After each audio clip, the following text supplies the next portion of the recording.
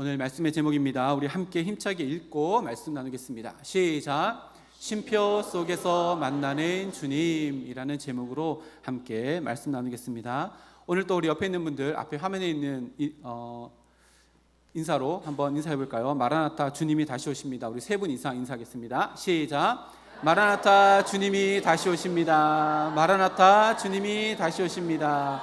마라나타 주님이 다시 오십니다. 아멘. 지난 한 주 동안 마라나타 고백 많이 하셨습니까? 기쁨으로 하셨지요? 지금 이 순간에 주님 오셔도 저는 너무 행복합니다. 날마다 고백할 수 있는 우리들의 신앙이 될 수 있기를 주님의 이름으로 축복합니다. 우리 지난주 대림절 첫째 주일을 보내며 함께 나누었던 말씀 잠깐 생각해 볼까요? 대림절 의미 속에는 과거라는 시간, 미래라는 시간, 그리고 현재라는 시간이 오늘이라는 시간으로 다 포개어져 있다라고 지난 시간에 함께 말씀을 나누었습니다. 그래서 대림절은 너무나도 신비로운 절기이다.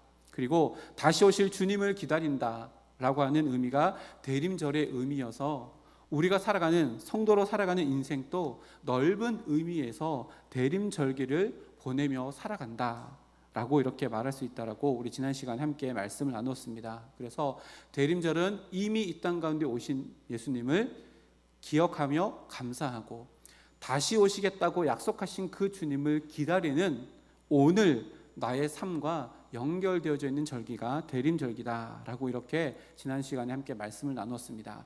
오늘은요 그것과 연장선상에서 그러면 대림절이 오늘을 살아가는 나의 삶과 또 신앙에 어떠한 영향을 끼치고 또 이 대림절이 내 삶에 어떠한 삶의 방식, 어떠한 방식으로 주님을 기다려야 하는가에 대해서 함께 더 깊이 있게 말씀을 나눠보려고 합니다. 교회는 교회력이라는 게 있잖아요. 그 중에 중요한 교회력들이 있습니다. 그 중요한 교회력 중에는요, 그것을 준비하는 일정의 준비 기간이 있는 교회력이 있습니다. 부활절 굉장히 교회에서 중요한 절기지요. 이 부활절을 준비하는 절기가 있는데 사순절이라고 이렇게 이야기합니다. 그리고 성탄절, 이 땅 가운데 오신 예수님을 기억하는 이 성탄절에도 앞에 준비하는 절기가 있는데 그것을 대림절이라고 이렇게 이야기합니다. 그래서요 어떤 책에는 이렇게 교회력을 설명해 놨습니다. 금식이 축제에 선행한다. 축제라고 하는 것은요 부활절이랑 성탄절이라고 하는 큰 절기를 의미하고 금식이라고 하는 것은요 경건의 훈련을 의미하는데 이 중요한 절기를 준비하게 하는 사순절과 대림절과 같은 이 시기를 가리켜 말합니다. 이 사순절과 부활절이라고 하는 요 두 개 한 세트의 교회력은요 2세기 곧 예수님께서 돌아가시고 난 이후에 거의 곧바로 생긴 절기인데요. 대림절과 성탄절은 아주 그 이후에 7세기 정도에 시작되었다라고 이렇게 문헌에 기록되어 있습니다. 그 시기야 어찌 되었던 우리에게 중요한 것은요. 대림절은 성탄절을 준비하는 훈련의 시간이다라고 하는 것이 우리들에게 중요합니다. 그래서 성탄절을 기쁨으로 온전한 의미로 맞이하기 위해서는 이 대림절이라고 하는 준비 기간, 금식하고 경건의 훈련을 하는 이 준비 기간이 너무나도 중요하다라고 하는 것을 이야기합니다. 그래서 대림절은 교회력의 새해 첫 번째 절기이고 또 대림절은 기다림의 절기라고 우리가 함께 나누었었는데요. 더 나아가서 성도의 삶 전체가 대림절기의 의미를 가지고 있다라고 이렇게 이야기했는데요. 이번 한 달 동안 대림절기를 보내며 매주 우리가 함께 나누는 말씀을 통해 이 땅에 다시 오실 주님을 기다리는 우리들의 삶이 경건의 훈련으로 준비되어져 있어서 금식 이후에 축제가 풍성하게 일러져 나가는 그것을 우리들의 삶 가운데 경험할 수 있는 우리 모두가 되기를 주님의 이름으로 축복합니다. 그런데 중요한 게 있습니다. 기다림에 있어서 가장 중요한 게 뭘까요? 무엇을 기다리느냐 하는 거죠. 기다림에 있어서 중요한 것은요, 내가 기다리는 것의 핵심, 실체가 무엇인가가 제일 중요합니다. 그래서 대림절은 기다리는 절기라면 그 내가 무엇을 기다리고 있지? 라고 하는 것을 더 선명하게, 명확하게 볼 수 있는 것이 가장 우선시 되어져야 합니다. 생각해 보십시오. 무엇인가를 기다리는데 내가 무엇을 기다리는지 모르고 기다린다면 그 기다림은요 너무나도 메마르고 황량하고 또 침울하고 무의미하여서 무기력해질 수밖에 없는 기다림이 될 겁니다. 그러나 우리의 기다림이 무엇을 기다리는지 그 실체를 분명하게 깨닫는다면 우리의 기다림은요 무의미하지 않습니다. 지루하지도 않습니다. 황량하고 메마르지도 않습니다. 우리의 마음이 설레는 기다림이 될 것입니다. 오늘은요 그 내가 기다리는 소망의 실체가 무엇인지, 다시 오실 주님이 도대체 어떤 분이신지에 대해서 함께 말씀을 나누려고 합니다. 첫째는요 앞에 있습니다. 우리가 기다리는 소망의 실체는 빨간색 글씨부터 읽어볼까요? 시작. 왕으로 오실 예수님이십니다. 아멘. 우리가 대림절은 기다리는 절기인데 무엇을 기다리냐? 다시 오실 예수님을 기다리는데 그 다시 오실 예수님이 첫 번째로 어떤 분이시냐? 왕으로 오실 예수님을 기다린다라고 기록합니다. 요한계시록 19장 말씀에 보면요 다시 오실 예수님에 대해서 예언한 말씀이 기록되어져 있는데요, 앞에 화면을 볼까요? 11절 말씀 보니까 또 내가 하늘이 열린 것을 보니, 예수님이 이 땅 가운데 오실 때요 하늘이 열린대요. 근데 어떻게 오시냐면 백마와 그것을 탄 자로 오신대요. 백마를 타고 오신다. 당시에 백마는요 왕이 타는 짐승이지요. 그 백마를 타고 내려오십니다. 그런데 그 이름은 충신과 진실이라. 그가 공의로 심판하며 싸우더라.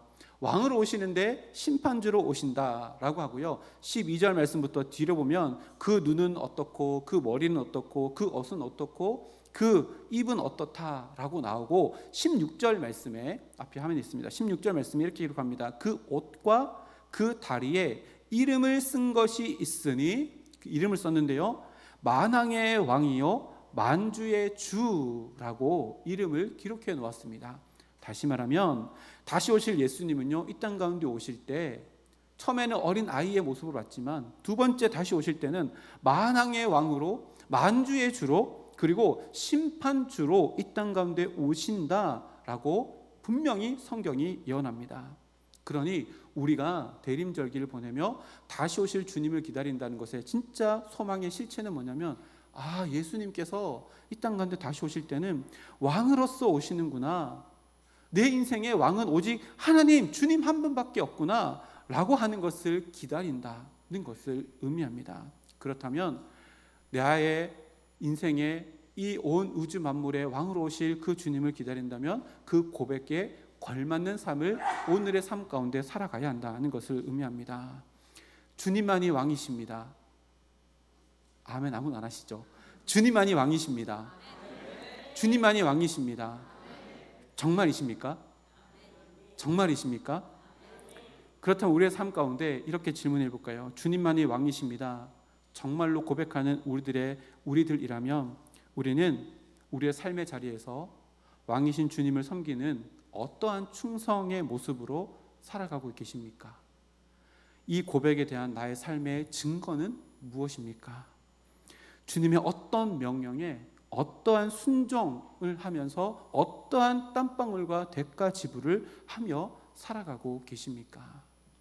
운동선수는요 우승이라고 하는 소망의 기다림으로 오늘의 훈련을요 구슬땀을 흘리며 그것을 기쁨으로 감당해냅니다. 우승이라고 하는 그 실체 앞에 지금의 삶을 기꺼이 내어드리며 그것을 향해서 달려가게 되는 거지요. 힘들지 않아서가 아닙니다. 운동선수는 너무 힘들지만 한계에 부딪히지만 그럼에도 불구하고 우승이라고 하는 그 소망의 실체를 향해서 힘들고 지치고 어렵고 내 인생, 내 몸의 한계를 다다랐다 할지라도 그것을 넘어가기 위해서 훈련의 자리를 떠나가지 않습니다. 우리가 왕이신 주님을 기다린다는 것도 이와 마찬가지입니다. 이 세상에 왕으로 오신다면, 지금 또 나의 왕이시라면 나는 어떠한 헌신으로 어떠한 대가를 지불하며 나는 그 왕을 오늘 나의 왕으로 고백하며 살아가느냐라고 하는 것입니다. 그렇기 때문에 우리는 이런 고백이 필요합니다. 시편 16편 8절 말씀이요 다윗의 고백인데요, 다윗은 늘 평생토록 이런 고백을 하며 살아갔습니다. 시편 16편 8절 말씀 우리 앞에 PPT 보면서 함께 읽어볼까요? 시작. 내가 여호와를 항상 내 앞에 모심이요 그가 나의 오른쪽에 계심으로 내가 흔들리지 아니하리로다. 아멘. 다윗의 고백입니다. 다윗은요 항상 내 앞에 여호와 하나님이 계시다. 라고 늘 살아갔다라고 고백합니다. 이것을 어려운 말로 뭐라 그래요? 코람데오, 하나님 앞에서의 신앙이라고 이야기합니다. 그래서요, 제 카톡에 프로필에 뭐라고 기록된지 아세요? 별로 관심 없으신데 제가 알려드릴게요. 한 분의 청중 앞에서라고 이렇게 써놨습니다. 코람데오를 저만의 해석으로 이렇게 해놓은 건데요, 내 감정이라는 기준이요, 내 앞에 있을 때가 있습니다. 그러면요, 그 감정이요, 나의 왕이 되어집니다. 그래서요, 내 감정이라는 기준이 나의 왕이 되었으면요, 남들을 향해서 내 마음에 감정의 창을 남들에게 던지는 우리들의 삶이 되어집니다. 때로는요, 내 입술에 원망과 불평과 낙심과 좌절이요, 내 앞에 있어서 나의 왕이 되어서 내 삶을 이끌어 나갑니다. 그러면요, 내 입술에 나오는 원망과 불평과 낙심과 좌절들이 나도 무너뜨리지만 그 입술의 말을 듣는 상대방의 마음 가운데도 우울감과 좌절감을 주게 되어집니다. 때로는요, 내 믿음이 흔들리고 내 양심이 흔들릴 때도 있습니다. 그럴 때 다윗의 이 고백을 기억해야 합니다. 나의 오른쪽에 계시는 주님이 나를 흔들리지 않도록 잡아주십니다 라고 고백하는 것이요, 진정으로 내가 다시 오실 주님이 왕으로 오시는 주님이시라는 소망의 확신을 가지고 오늘을 살아가는 우리들의 실제 모습입니다. 지난 일주일간의 삶을 돌아볼까요? 내 삶의 진짜 왕이 누구였습니까? 하나님이, 주님이 아닐 때가 얼마나 많았습니까? 내 감정, 내 잣대, 내 자존심, 내 욕심, 내 욕망, 내 중심적인 사고, 편협한 나의 기준이 나의 왕이 되어서 하나님께서 이끌어가신 나의 모습이 아니라 사단이 더 좋아하는 모습으로 이끌어가는 나의 모습으로 내 삶의 왕의 자리를 나도 모르게 주님이 아니라 다른 것에 내어드리고 이리 휘둘리며 저리 휘둘리며 살아가는 우리들의 모습은 아니었습니까? 다시 한번 생각해 보십시오. 내 앞에 항상 여호와를 모시며 살아갔던 다윗도 넘어지고 쓰러졌습니다. 그럼에도 불구하고 그 넘어진 자리에서 또다시 주님을 나의 왕이십니다, 주님이 내 오른편에서 나를 붙들고 계심으로 말미암아 나의 모든 것의 왕은 주님이십니다 라고 고백하며 살아갔기에 위대한 믿음의 조상으로 우리들에게 전해집니다. 우리는 나의 마음, 또 나의 삶의 모든 것들, 이것을 다 포함한 온 인류의 왕으로 다시 오실 주님을 기다리는 자들입니다. 이 기다림이요, 우리 삶 가운데 확실하지 않냐면요, 주님의 재림은 우리들에게 비극이 될 겁니다. 생각해 보십시오. 내가 왕으로 살면서 이 땅 가운데 왕으로 오실 주님을 맞이한다는 것, 이것은 비극입니다. 헤롯의 모습을 보면 압니다. 왕으로 예수님이 오셨을 때요, 헤롯은 소동하였다라고 마태복음에 기록합니다. 그래서 우리가 다시 오실 주님을 마라나타 기쁨으로 고백하며 오늘을 살아간다는 것은요, 먼 미래 이야기가 아니라 지금 내가 있는 이 자리에서 내 인생의 주인이 나의 감정인가, 나의 기분인가, 나의 알량한 자존심인가, 내가 가지고 있는 잘못된 잣대인가, 아니면 진정으로 주님이신가 라고 하는 너무나도 가까이에서 실제적인 사건이 바로 다시 오실 주님을 기다리는 모습입니다. 다시 오실 주님과 오늘 나의 삶의 자리에서 얼굴과 얼굴을 맞대고 살아가는 그 날이 우리들에게 확실한 소망이라면 우리들은 그 소망을요, 오늘의 삶의 자리에서도 동일하게 이뤄나야 합니다. 어느 곳에서 무엇을 하든지 누구 앞에 있든지 우리는 언제나 코람데오, 하나님 앞에서의 신앙의 자세로 오늘을 살아가는 것, 그 주님이 내 인생의 주인이십니다, 왕이십니다 고백하며 살아가는 것, 이것이 대림절기를 보내는 진짜 우리들의 삶이어야 하고, 다시 오시는 주님을 기다리는 진정한 소망을 가진 자의 모습이라고 오늘 말씀 가운데 우리들에게 이야기합니다. 바라고 낚이는 우리 선사주님께 모든 권속들의 삶이 이런 삶이 되기를 소망합니다. 왕이신 주님을 항상 내 앞에 모시고 살아가며 그 왕 앞에서 행하는 나의 모습이 왕이신 하나님께서 기뻐하시는 삶을 살아드릴 수 있는 우리 모두가 되어 다시 오실 주님을 기쁨으로 매 순간순간마다 맞이하는 우리 모두가 되기를 주님의 이름으로 축복합니다. 두 번째입니다. 우리가 기다리는 소망의 실체는요, 붉은색 글씨 한번 읽어보겠습니다. 시작. 빛으로 다시 오실 예수님입니다. 우리가 기다리는 소망, 다시 오실 그 주님은요, 실체는요, 빛으로 이 땅 가운데 다시 오시는 예수님입니다. 예수님의 행적을 신약 성경에 보면 4개의 복음서로 기록해 놓고 있습니다. 첫 번째 마태, 두 번째 마가, 세 번째 누가, 요 세 가지를요 묶어서 공관복음이라고 합니다. 같은 관점으로 쓰여진 복음이라고 해서 공관복음이라고 합니다. 그래서 이 3개의 복음서를 보면요, 예수님의 태어남부터 돌아가시고 승천하실 때까지 시간 순대로 이렇게 적어놨습니다. 근데 마지막 복음서인 이 요한복음은요, 이 3개와 관점이 전혀 다릅니다. 이 요한복음의 관점을 요한복음 1장 1절에 보면요, 이렇게 기록합니다. 어디서부터 시작하냐면 태초부터 시작합니다. 태초에 말씀이 계시니라. 이 말씀이 하나님과 함께 계셨으니 이 말씀은 곧 하나님이시니라.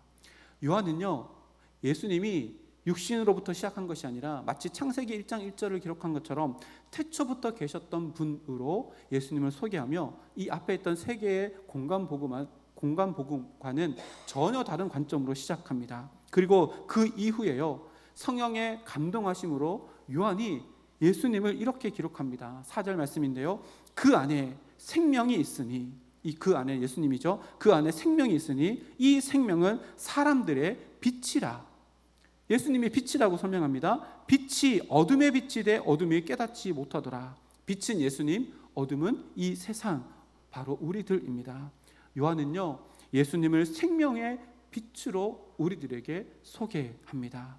다시 말하면 온 인류는 어둠에 잠식되어져 있고 모든 사람들은 빛이 아니라 어둠 가운데 있다는 것을 그대로 드러냅니다. 그리고 우리가 잘 아는 요한복음 3장 16절 그 이후에도요, 예수님께서 이 땅에 오시는 목적을 설명하시는데, 요한복음 3장 16절 말씀, 하나님이 세상을 이처럼 사랑하사 독생자를 주셨으니 이는 그를 믿는 자마다 멸망하지 않고 영생을 얻게 하려 하심이라 라고 16절에 기록해 놓고요, 그 뒷구절 19절 말씀에 가면 이렇게 기록합니다. 그 정죄는 이것이니 곧 빛이 세상에 왔으되 사람들이 자기 행위가 악함으로 빛보다 어둠을 더 사랑한 것이니라. 그리고 21절 말씀이에요. 진리를 따르는 자는 빛으로 오나니 라고 이렇게 기록합니다. 예수님께서 이 땅 가운데 오시는 것을요, 요한은 어떻게 설명하고 있냐면 어둠 가운데 빛이 오셨다 라고 이렇게 설명합니다. 그래서요, 성탄절은요, 어둠 가운데 빛으로 오신 예수님을 기념하는 날이라고 요한이 우리들에게 이야기합니다. 그렇다면 대림절은 어떤 절기가 되어야 될까요? 어둠 속에 빛으로 오신 주님을 기다리는 절기입니다. 그러면 어둠 속으로 들어오실 빛을 기다리는 절기가 대림절인데요, 그래서 우리는 대림절 이 기간 동안 경건의 훈련을 하며 나는 내 삶의 영역 가운데 어둠에 잠식되어져 있는 나의 모습은 없는가를 빛 대신 주님의 비춰보는 시간들로 이 대림절기를 보내야 한다는 것을 의미합니다. 우리들의 일상의 분주함, 또 마음의 분주함, 그 모든 것들을요, 잠시 다 내려놓고 빛 대신 주님께 나를 비추어 보는 겁니다. 나의 삶을 비춰봅니다. 내 마음을 비춰봅니다. 혹여나 내 마음 가운데 어둑한 부분 가운데 숨겨져서 잠식되어져 있는 나의 모습은 없는가? 정말로 철저하게, 그리고 하나님 앞에서 정말로 진실하게 나의 마음부터 시작해서 나의 가정, 내 일터, 우리 교회, 더 나아가서 우리나라와 민족 가운데는 어둠에 잠식되어져 있는 것이 없는가 직면하고 그것을 빛 대신 주님 앞에 드러내는 절기가 바로 대림절기입니다. 주님 앞에 내 마음 가운데 있는 어둠을요 드러낸다는 것은 부끄러운 일입니다. 부끄럽지요. 그러나 반드시 기억하셔야 됩니다. 부끄러운 일이지 어리석은 일은 아닙니다. 여러분 잘 아셔야 됩니다. 내 안에 있는 어둠을요 하나님께 드러내는 것은요 부끄러운 일입니다. 그러나 이것은 지혜로운 일이지 어리석은 일이 아닙니다. 우리 안에 어둠을 감추고 있는 거 주님께서 이미 다 아십니다.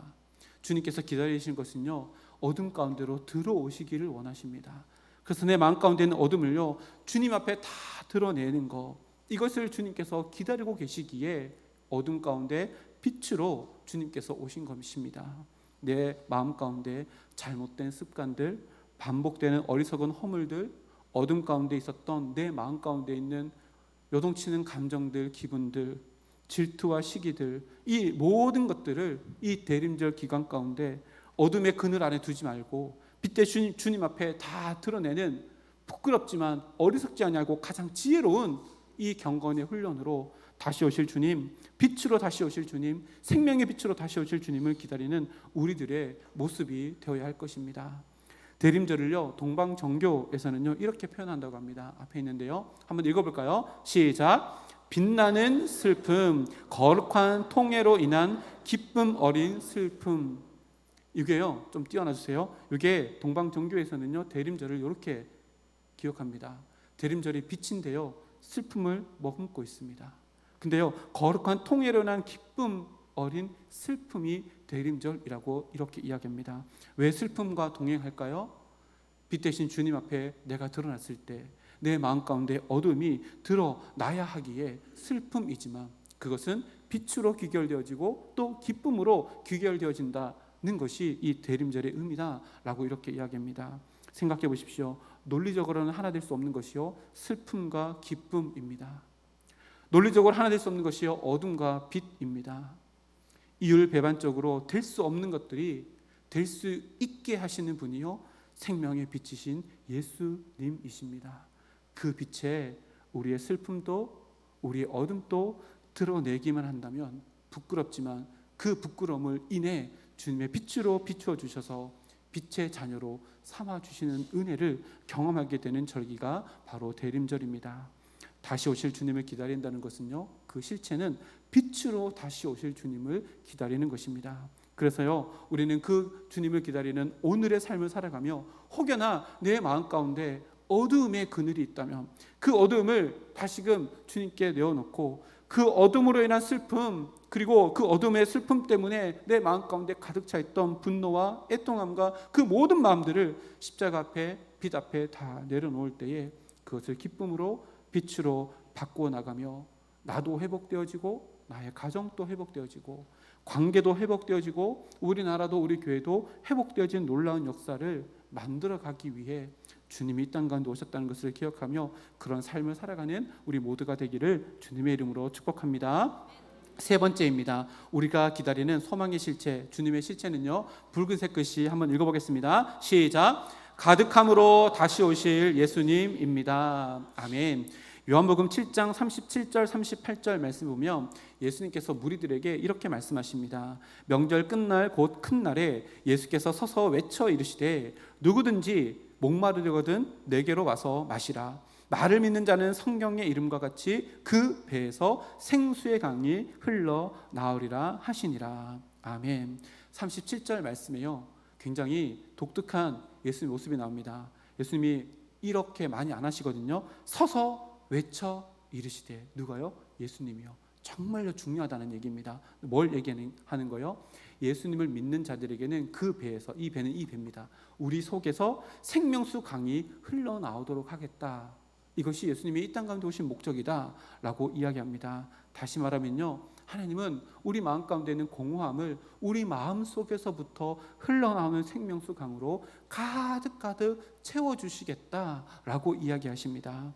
그리고 예수님께서요 이 땅 가운데 이 땅 가운데 오실 때 마리아의 몸을 빌려서 이 땅 가운데 오셨잖아요. 어떤 책에 보니까 마리아의 몸을 빌려서 이 땅 가운데 오신 것을요 성육신 사건을 이렇게 표현해 놨더라고요. 이렇게입니다. 성탄절 이야기는 비어있는 마리아의 자궁을 채우심으로 시작되었다. 되게 독특한 표현이지요. 성탄절 이야기는요, 예수님께서 이 땅 가운데 오신 이야기는요 비어있던 마리아의 자궁을 채우심으로 이 땅 가운데 오셨습니다. 그뿐이 아닙니다. 마리아가요 그렇게 자기 임시 소신을 듣고 하나님께 찬양하는 마리아의 찬양을 보면 누가복음 1장 48절, 49절, 50절에 보면요 48절 말씀에 그의 여종의 비천함을 돌보셨습니다 라고 고백합니다. 이 비천함을 하나님께서요 존귀함으로 채우심으로 말미암아 예수님이 이 땅 가운데 오셨습니다. 그리고 53절 말씀에 줄이는 자는 좋은 것으로 배불리셨습니다 라고 하는데요, 마리아의 고백입니다. 마리아는 예수님께서 이 땅 가운데 오실 때 모든 줄인 자를 좋은 것으로 채워주심으로 이 땅 가운데 오신다라고 이렇게 선포합니다. 그뿐이 아닙니다. 누가는요 공허한 하늘 아래에서 밤새 양을 치는 목자들에게 찬사를 보내셔서 그 공허한 하늘을 찬양으로 가득 채우심으로 예수님께서 이 땅 가운데 오셨다라고 이야기합니다. 그 찬양이 어떤 찬양이지요? 하늘에는 영광, 땅에는 평화라고 하는 찬양이 온 공허한 하늘을 가득 채웠다. 그로 말미암아 예수님께서 이 땅 가운데 오셨다라고 이렇게 이야기합니다. 다시 말하면요, 다시 오실 주님도 이 땅에 인간이 채울 수 있는 그 공허함을 우리 마음 가운데 풍성하게 채우기 위해서 이 땅 가운데 오신다라고 하는 것을 우리들에게 보여줍니다. 그러면 이것이 오늘을 살아가는 우리들에게는 어떠한 의미일까요? 우리 마음 가운데는요, 존재론적으로 채울 수 없는 공허함이 있습니다. 그 공허함은요, 오직 다시 오실 주님으로만 채울 수 있다는 것을 성경이 이야기하는 겁니다. 예수 믿는 사람이건 예수 믿지 않는 사람이건 우리 마음 가운데는요, 채울 수 없는 공허함이 있습니다. 그래서 이 공허함은요, 우리를 영혼으로 목마르게 하고요, 정신적으로 허기지게 하고 우리를 늘 공허함 가운데로, 그래서 그것을 채워나가려고 계속해서 애쓰도록 합니다. 그래서요, 무엇인가 내 마음 가운데 채울 수 없는 공허함을 계속 채우려고 하는 욕구와 갈망을 우리들에게 불러일으킵니다. 그래서 세상 사람들은요, 교회 밖의 사람들은요, 그 영혼의 공허함을 채우기 위해서 지금 이 시간에도 자기가 원하는 그곳에서 자기가 가지고 있는 시간과 재물, 그리고 자기의 생명을 쏟아부으며 그 영혼의 공허함을 채워나가며 살아가고 있습니다. 근데요, 그것은 절대적으로 불가능한 일입니다. 왜 그럴까요? 제가 몇 번 말씀드렸는데요, 이 세상에 창조된 눈에 보이는 모든 피조물을 만든 목적이요, 우리의 영혼의 공허함을 채우기 위해서 만들어진 것이 하나도 없기 때문에 그렇습니다. 인간의 존재론적인 공허함을 채우기 위해서 창조된 피조물은요, 단 하나도 없습니다. 돈을 많이 벌어보세요. 영혼의 공허함을 채울 수 있어요? 아니요. 세상에 가장 높은 명예와 권력을 가진다고 그 공허함을 채울 수 있어요? 아니요. 그럴 수 없습니다. 이 세상의 모든 피조물들은요, 우리 영혼의 공허함을 채우기 위해서 창조된 것이 하나도 없기 때문입니다. 오직 우리의 생명의 주인 되시고 우리를 창조하신 하나님, 다시 오실 그 주님으로만 우리의 영혼의 공허함을 만족함으로 채울 수 있습니다. 그러니요, 혹여나 내 일상 가운데 그 공허함 때문에 때로는 외로움이 찾아오기도 합니다. 그 공허함 때문에 무의미함이 내 마음 가운데 막 밀려오기도 합니다. 모든 것이 다 무상하고 모든 것이 다 헛되고 의미 없다라고 하는 우울감이 우리들에게 다 찾아옵니다. 이것이 바로 우리 영혼에 있는 공허함 때문에 그렇습니다. 그 하루에라는 시간 가운데 공허함의 틈이 나에게 막 밀려 들어와서 외로움도 느껴지고 서름도 느껴지고 무상함도 느껴지고 불만족도 느껴진다라고 하면요, 갱년기가 아닙니다. 갱년기가 아니라요, 내 마음 가운데요, 영혼의 공허함이 있다는 겁니다. 이것은요, 하나님이 나에게 하나님으로 채워주시겠다라고 하는 일종의 사인입니다. 내 마음 가운데 공허함이 있어서요, 외롭다고 느껴지고 서러워지고 내 인생이 왜 이렇게 살았지? 막 이런 좌절이 느껴지면요, 그것은요, 하나님이 나를 부르시는 사인입니다. 그럼 어떻게 해야 돼요? 채워야죠. 무엇으로요? 하나님으로요. 하나님을 어떻게 채워요? 성경 말씀을 펼쳐야죠. 성경 말씀은요, 하나님이십니다. 그 생명의 말씀이 내 마음 가운데 채워져 나갈 때요, 내가 세상에서 누릴 수 없는 만족함을 누리게 되어집니다. 그래서 이번 일주일 동안 나만의 장소를 만드시고요, 그곳 가운데서요, 세상의 모든 관계를 다 단절할 수 있도록 핸드폰도 끄고 문도 닫고 TV도 끄고, 그리고 뭘 하는 거예요? 내 안에 하나님으로 채우기 위해서 성경책을 펴니다. 그리고 찬양을 틀어놓든지 조용하게 내 마음을 하나님께 드리며 묵상하는 시간을 가집니다. 그럴 때 내 마음의 공허함이 채워져 나가고요, 외로움도 우울감도 좌절감도 인생의 무상함도 다 흘러 넘칠 수 있습니다. 이것이요, 다시 오실 주님이 채우시기 위해서 오신다, 그 주님을 내가 기다린다라고 고백하는 우리들의 오늘의 삶이 되는 것입니다. 정리해 볼까요? 우리가 어떤 주님을 기다려요? 첫 번째는 왕으로 오신 주님, 두 번째는 빛으로 오신 주님, 세 번째는 채우시기 위해서 오시는 주님. 이 주님을 기다린다면 우리가 오늘을 어떻게 살아가야 돼요? 오늘 실천 사항과 함께 마지막 맺은 말씀인데요, 이렇게 대림절을요, 보다 의미 있게 더 깊이감 있고 대림절을 더 무게감 있게 보내기 위해서는요, 우리들 일상의 자리에서 의도적으로 쉼표, 주님을 만날 수 있는 쉼표의 자리를 그려야 합니다. 악보를 보면요, 오늘 우리가 함께 같이 찬양할 결단 찬양인데요, 저 악보를 보면 제가 동그라미를 쳐놨잖아요. 이 동그라미에 있는 게 뭐예요? 다 쉼표입니다. 저 노래도 못하고 악보도 잘 못 보지만 어쨌든 저게 쉼표라는 걸 알고 있습니다. 쉼표, 16번음표, 반의 반박자를 또 쉬는 거죠. 반의 반박자도 쉬고, 네 박자도 쉬고, 두 박자도 쉬고 쉬는 쉼표입니다. 이 쉼표가 없으면 어떻게 될까요? 숨이 차가지고 그 다음을 못합니다. 숨을 쉬어야지만요, 그 다음 구절을 더 아름답게 찬양할 수 있게 하는 그 기호가요, 쉼표입니다. 오늘 우리가 함께 읽었잖아요. 대림절 절기와 전혀 어울리지 않는 것 같은 본문 마태복음 6장 6절을 읽었습니다. 우리 다 함께 다 같이 읽어보겠습니다. 마태복음 6장 6절 말씀입니다. 앞에 화면 띄워주시면 감사하겠습니다. 시작. 너는 기도할 때에 내 골방에 들어가 문을 닫고 은밀한 중에 계신 내 아버지께 기도하라. 은밀한 중에 보시는 내 아버지께서 갚으시리로다. 아멘. 여기 말씀 보니까 골방이 나옵니다. 골방이라는 단어는 헬라어로요, 타메이온이라고 합니다. 타메이온이라는 골방이 있는데요, 유대 지방 그때 당시에는요, 로마의 압제 가운데 살았습니다. 그래서요, 언제든지 이 자기가 쌓아놓았던 곡식들이 탈취당할 수 있어서요, 유대인들이 골방, 이 타메이온이라고 하는 부르는 방을 만들었다고 해요.